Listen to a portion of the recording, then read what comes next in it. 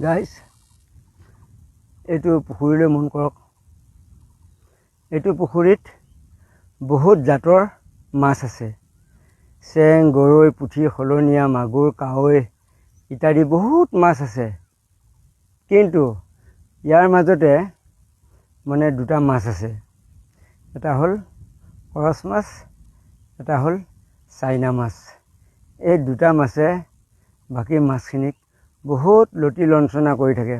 খোৱাৰো শান্তি নাই, থকাৰো শান্তি নাই, বহাৰো শান্তি নাই, যোৱাৰো শান্তি নাই। বাকী মাছখিনি বহুত অশান্তি সৃষ্টি।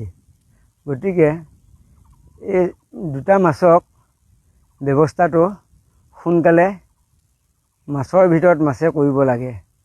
কি ব্যৱস্থা কৰিব লাগে সিহঁতে নিশ্চয় বুজি পাব, কিন্তু ব্যৱস্থাটো কৰিব পৰা নাই। সেইখিনি সাহস ক্ষমতা হোৱা নাই। গতিকে দেখা যাব কি হয় সিহঁতৰ অৱস্থা।